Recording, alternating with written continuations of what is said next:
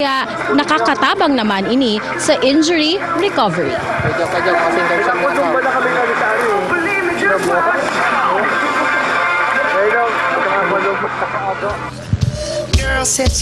Alagad ka pamilya kung tigtatawan ta ning dakulang importansya ang panluwas na itsura kan sa tuyang hawak yan sa pagkakaigwa ning muscles asin nahihiling na kurba sa satuyang body importante man na healthy an sa tuyang panlaog.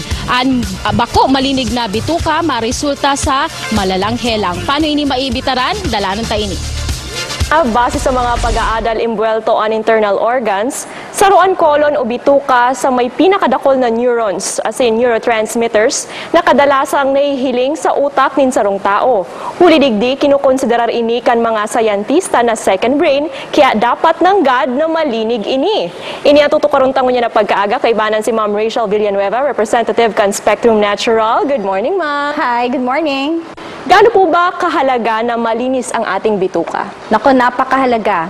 Kasi 90% ng dahilan ng sakit ay dahil sa unhealthy colon. So, alam natin na ang colon, nire-recycle nito yung tubig at yung mga key nutrients pabalik sa ating katawan.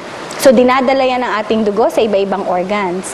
Yung mga vitamins, yung minerals, yung salt, so yan lahat nare-recycle. So, kung ang colon natin ay puno ng dumi, ang mare-recycle sa loob ng ating katawan, mare-absorb ng ating bloodstream ay maruming dugo o yung mga toxins. So, magiging marumi ang ating dugo, mahihirapan yung ating organs na sinusupply ng ating mga dugo na mag-function sila maigi. So, maliban po doon, Ma'am, ano po ba yung iba pang masamang epekto na hindi malinis yung ating bituka? Siyempre, andyan yung madalas na pagkakasakit.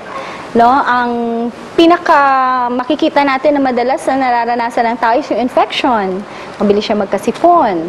So, nanghihina yung organs natin kapag marumi ang ating bituka. Dahil, as we said a while ago, na umiikot lang yung dugo na marumi. So, yung sinusupplyan nitong organs ay talagang nahihirapan. So, imbis na yung function niya, yun lang ang gagawin niya, ang nangyayari, nadodoble. Kasi nagki-cleanse pa rin siya at the same time, inaayos niya kung ano talaga yung function niya.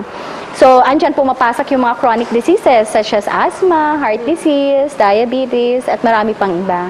Kaya, ganon katindi at ganon kahalaga na dapat malinis yung ating bituka. Ma'am, paano po ba natin malalaman? Ano po ba yung mga sintomas na kailangan na nating maglinis ng bituka? Yan, pagka ang isa ay nakakaranas niya madalas ng insomnia, madalas magkasakit, moody, irritable, yung kanyang pagtaba ay hindi naman siya kain ng kain pero tumataba siya. Ang isa pa dyan ay yung premature aging. So kahit 25 years old ang isa, mukha siyang 40 years old. Yun ay dahil sa andun yung dumi sa loob ng kanyang katawan. Kanina, Ma'am, napag-usapan natin yung mga masasamang epekto kapag madumi yung ating bituka. I-emphasize naman natin ngayon, Ma'am, yung mga benepisyo kapag malinis ito.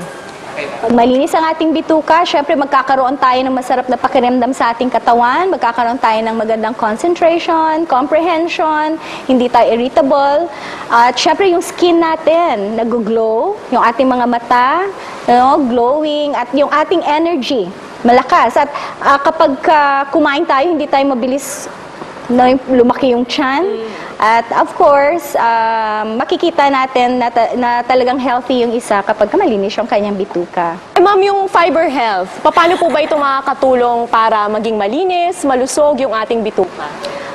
Para maiwasan natin na ma-build up yung toxins o yung dumi o waste material sa ating mga bituka, napakahalaga na lagi tayong dumudumi. Ang importante doon, syempre, yung diet natin. Check natin. So, kailangan kumain tayo ng gulay at prutas. Ngayon, kung hindi natin magawa yun, nandiyan ang fiber health. Ang fiber health ay may soluble and insoluble fiber na ito yung tutulong para maitapon yung mga dumi, and we have probiotic o healthy bacteria para palakasin ang ating resistensya at ibalik ang naturalesa ng ating mga bituka.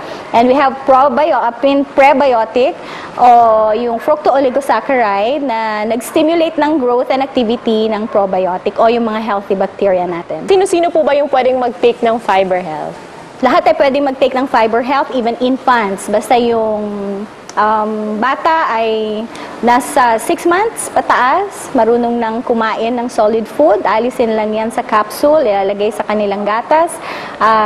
Bata matanda, buntis, nagpapasuso, at kahit na may drug maintenance, pwede pong gumamit ng Fiber Health. Saan po ma'am ito mabibili? Saan po ito available? Available ang Fiber Health sa lahat ng Mercury Drug Stores, Southstar Drugs, Watsons, at iba pang leading drug stores. Meron din po tayong mga dealers all over the Philippines. At pwede po kayong tumawag sa 0907-333-4444 para sa kung meron kayong orders o meron kayong mga katanungan.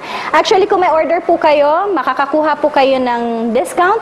Sa mga senior citizen, meron din po kayong mga discount at ang delivery po natin ay libre anywhere in the Philippines. Ma'am, thank you po Ma'am Rachel sa oras po ninyo ngayong umaga. Maraming salamat din, Isa. Dakula po ang papel na ginagampanan kan sa tuyang bituka kaya dapat nanggad ini ingatan. Mag-Fiber Health na. Para sa dugang na impormasyon o kahaputan, mag-apodo mag-text sa 0907-333-4444. Diyan lang po kamo, mabalik pa naman rin aga kapamilya.